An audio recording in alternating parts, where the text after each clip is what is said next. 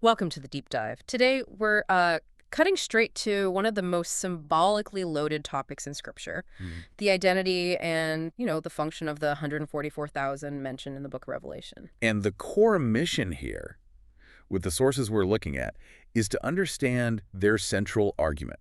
Which is? That the 144,000 are defined not by physical lineage, but by their choice. Okay, their choice. The definitive choice to walk the path of the Word and resist that magnetic pull of worldly compromise. And to really get the size of that choice, we have to look at what they're resisting. Right. Which the source lays out in Revelation 13. We have these two huge opposing forces. The two beasts. The beast from the sea, that's the global political authority, and then the beast from the earth. The religious powers, yeah. What's fascinating is how these two work together. They collaborate. They do. They're both, seeking the glory that's meant only for God. Their goal is spiritual manipulation, treating people like possessions, slaves, and consumables. So if that's the system they're resisting, who exactly are the 144,000 that we meet in Revelation 14? Well, according to this analysis, it's not meant to be a literal physical census of Abraham's descendants. Wait, okay, that's a huge point of disagreement for a lot of people. Yeah. How does this source justify moving away from that literal reading? It connects everything back to the bigger picture in Revelation 7. The argument is that the true fulfillment is spiritual.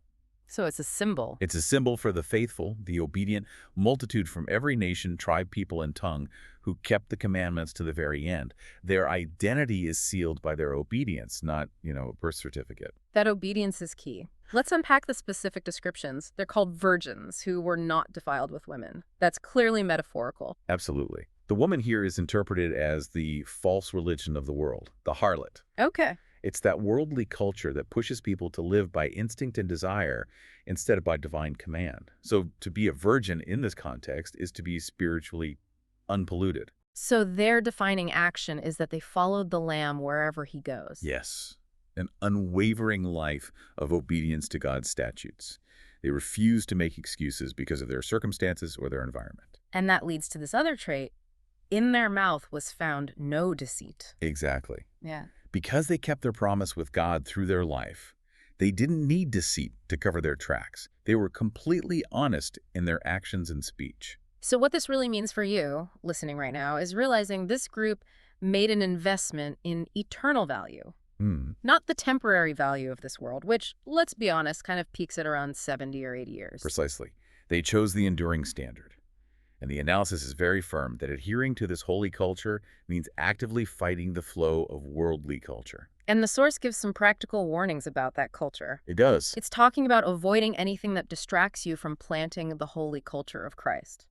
So things like misusing wealth, sexual immorality, or even finding comfort in drugs or excessive alcohol. It's about total transformation.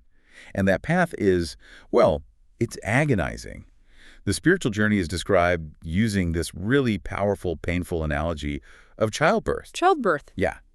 The life of a saint involves dreadful persecutions. Those are the contractions. But the source emphasizes that just like in labor, there are times to rest in between. And so there's a rhythm to it. A rhythm. These painful moments are what ultimately lead to a greater joy and the eternal hope that makes all the temporary pain worth it. So when we put all these pieces together, what's the final takeaway? The synthesis is pretty clear. Salvation is by grace, through faith, but the indisputable result of that faith has to be walking the path of obedience, living according to the Word's supreme value. So here's a final provocative thought for you to consider based on all this. The source makes a very sharp distinction. It separates childhood mistakes truly made out of immaturity, normal growing pains, from what it calls the completely different serious problem of making the same mistakes according to one's own desire after you should have matured. A very important distinction. So the question for you is, what does this strict difference between a mistake and willful disobedience mean for how you evaluate your own spiritual growth and your commitment today?